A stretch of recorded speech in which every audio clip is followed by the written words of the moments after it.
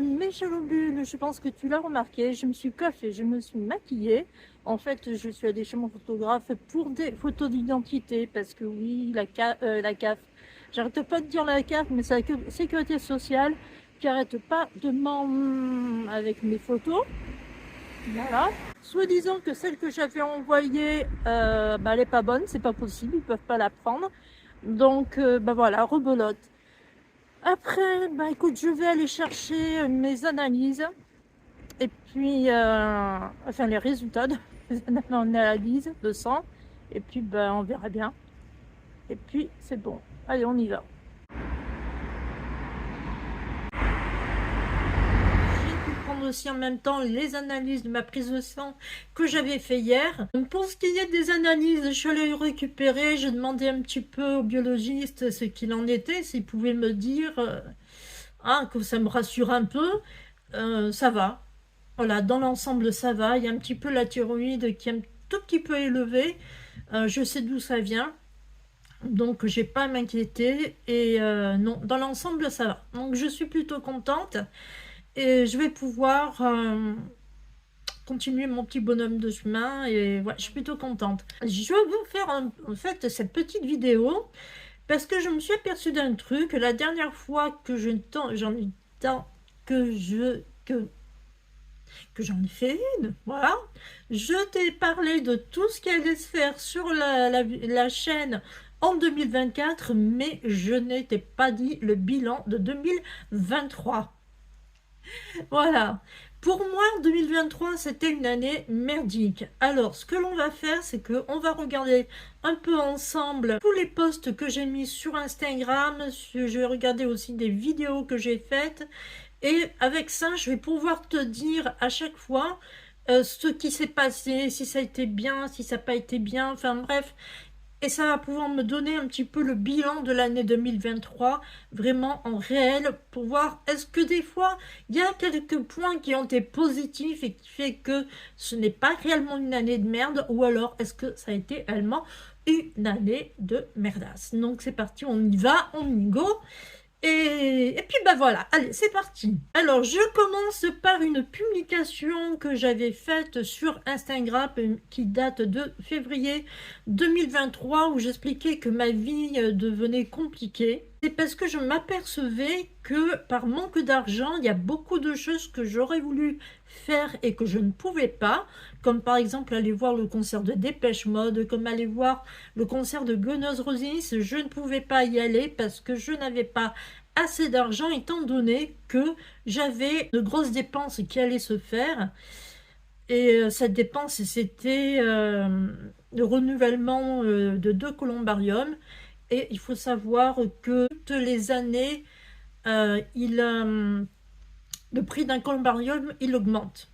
Donc forcément, la première fois quand j'ai payé le renouvellement, c'était pas trop cher, mais là je me suis retrouvée avec 2 columbariums à renouveler et du coup ça m'est revenu assez cher. Toujours donc en février 2023, j'ai un problème de santé. Il y a longtemps. On me trouve je sais plus quoi. C'était un truc qui était pas cancéreux, mais qui aurait pu l'être. Bon, je sais pas si j'arrive bien à expliquer. Enfin bref, pour pas que ça s'aggrave, il avait fallu changer de régime alimentaire et devenir végétarienne. Alors, je peux quelquefois manger de la viande, parce que moi je suis quelqu'un qui mange de la viande, j'ai toujours mangé de la viande. Et me passer de viande comme ça du jour au lendemain, c'était pas possible. Donc je peux de temps en temps manger de la viande, mais il faut que je privilégie plutôt tout ce qui est matière végétale, que ce soit les légumes, le tofu, tu vois, enfin bref, tout ce genre de trucs. Pareil, je dois éliminer tout ce qui est gazeux, notamment le coca. Il fallait que j'arrête le lait de vache et que je prenne du lait végétal, ou tout au moins que je pouvais prendre du lait de chèvre. Pareil pour les fromages. Voilà, je peux manger du fromage de chèvre, mais j'évite le fromage de vache. Enfin bref, c'est un peu la cata. Par contre, du poisson, je peux en manger. Tout ce qui est Fruits de mer, je peux en manger, c'est vraiment que la viande et ce qui est issu de la viande que je ne peux pas. Ouais, donc ça m'embête énormément, mais c'est comme ça. Voilà, donc février, ben...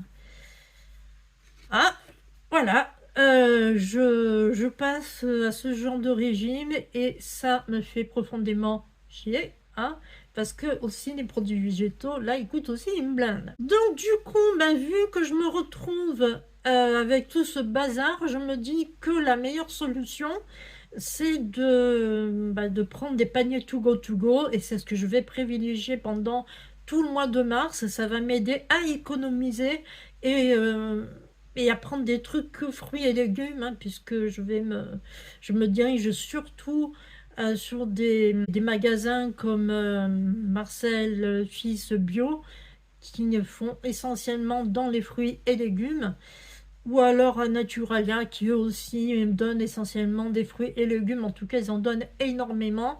Et pour ce qui est du pain et des pains au chocolat, des trucs comme ça, je me dirigeais vers les hôtels. Voilà, donc c'était quand même assez carré. Et c'est vrai qu'avec tout ça, j'avais pu quand même économiser pas mal d'argent. Ah oui, alors là, c'est un point positif qui s'est fait, que le 25 février, j'avais participé à un atelier collage manuel et digital.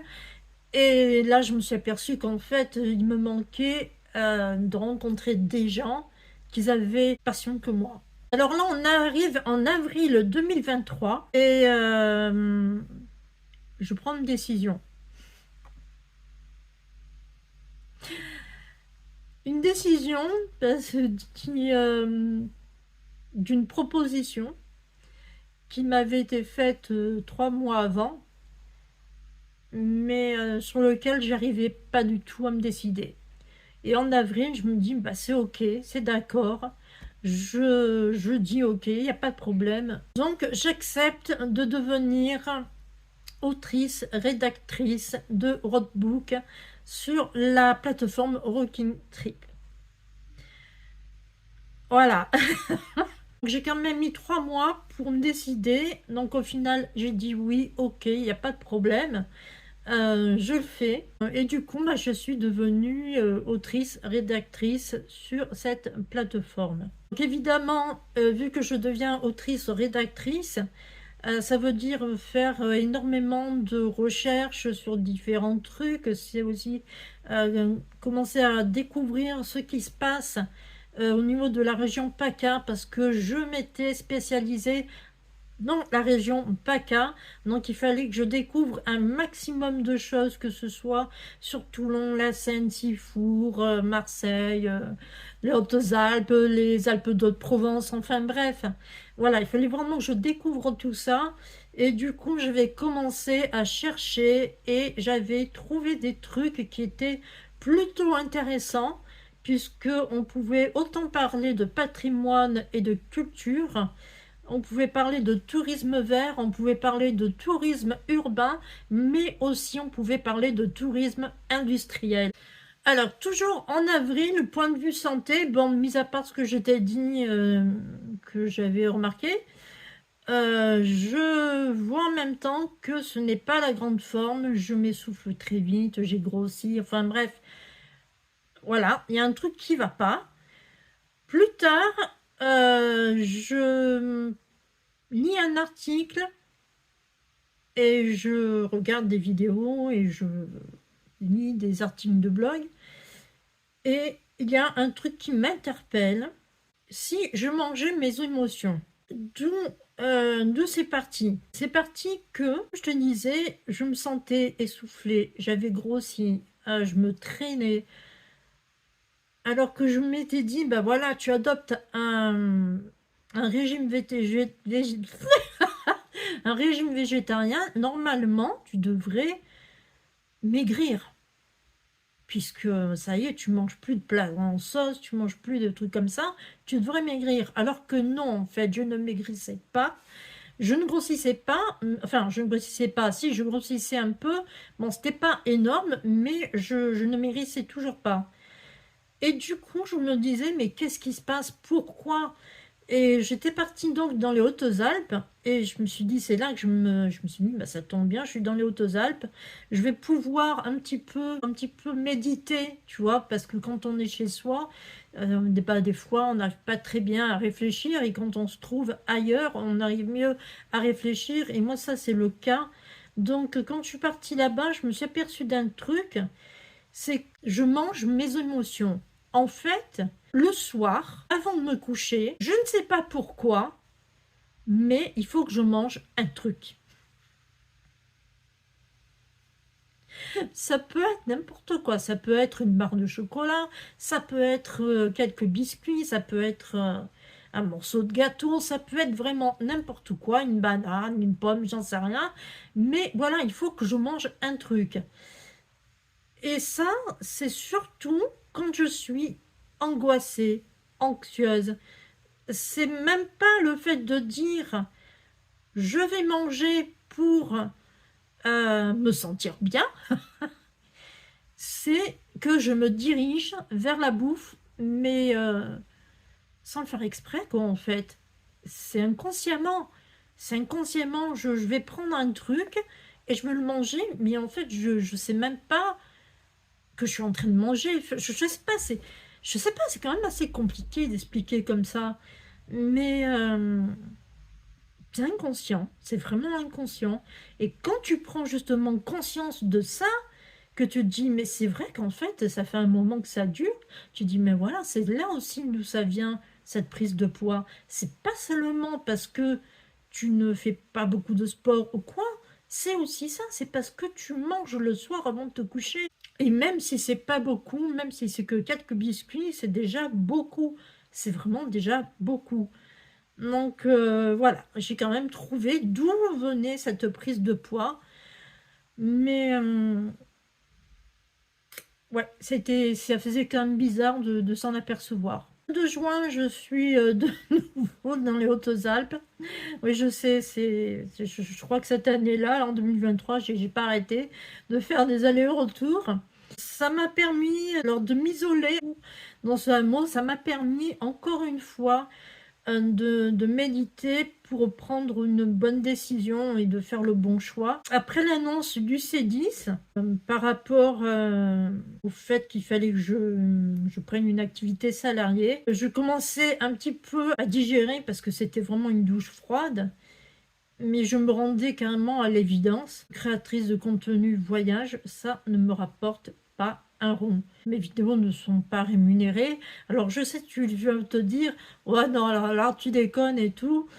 C'est pas vrai, tu nous embrouilles avec tes âneries, tes vidéos sont rémunérées parce qu'il y a de la publicité dessus. Alors sache que non, c'est pas moi qui ai demandé à mettre de la publicité dessus, je n'ai pas les 4000 heures de vues, j'ai les 1500 abonnés, donc j'ai plus de 1000 abonnés, voilà, mais il faut avoir 4000 heures de vues sur l'année, et j'en suis extrêmement loin. Donc du coup, je ne peux pas monétiser mes vidéos et de ce fait, je n'ai absolument rien qui rentre dans ma poche. Toutes les publicités que tu vois sur mes vidéos, ça rentre dans la poche de YouTube, mais pas dans la mienne.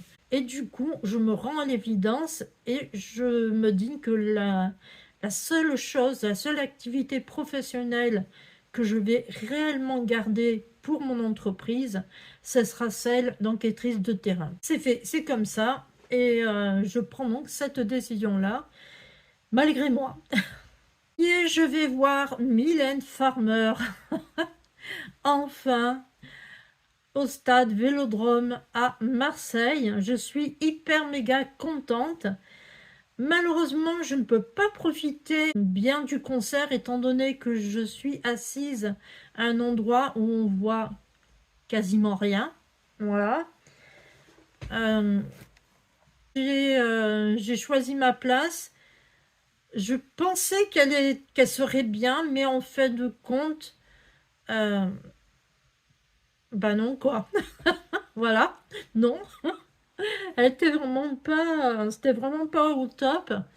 Et en tout cas, c'était loin d'avoir la bonne place comme ça a été pour Indochine, où vraiment j'ai pu apprécier le concert à 1000%.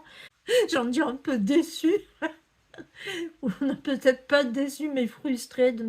Il faut que je me mette en sauce, je peux pas faire autrement, parce que, parce que voilà, quoi, je peux pas rater quelque chose, parce que je suis pas assez bien placée, enfin bref.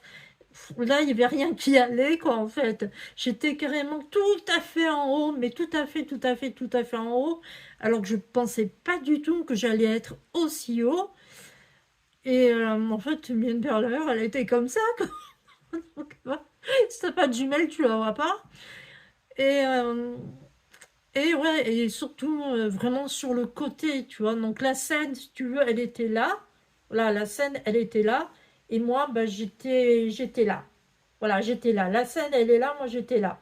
Donc je la voyais à peine et on voyait, même c'est pareil pour l'écran, on le voyait à peine.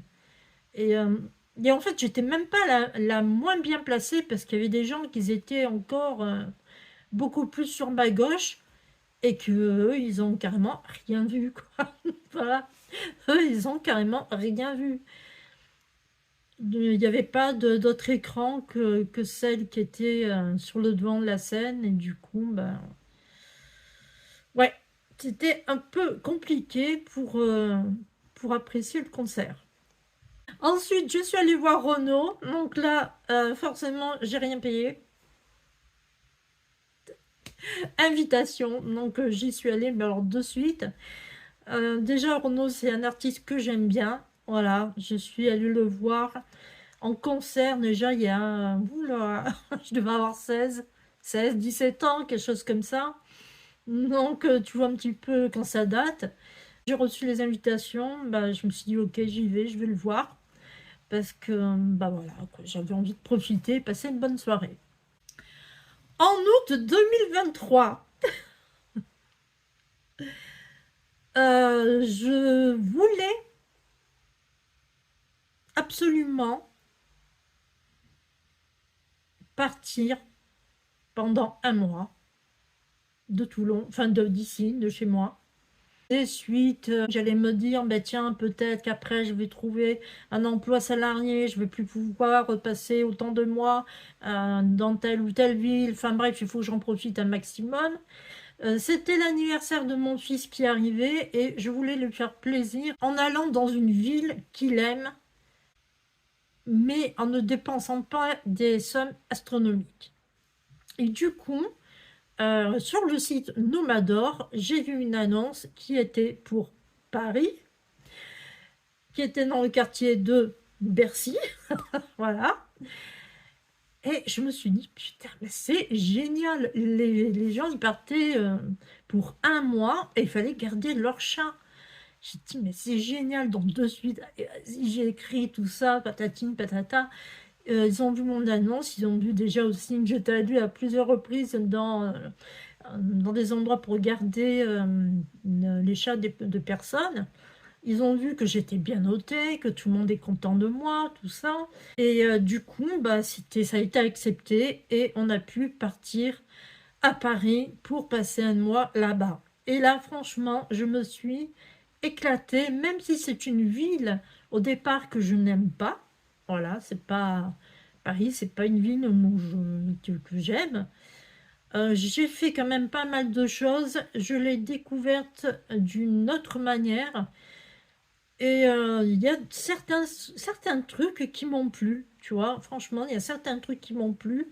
Le bois de Vincennes, notamment, ça m'a énormément marqué parce que, parce que ouais, tu te trouves dans la ville, puis d'un coup, tu te trouves au milieu du centre du bois de Vincennes.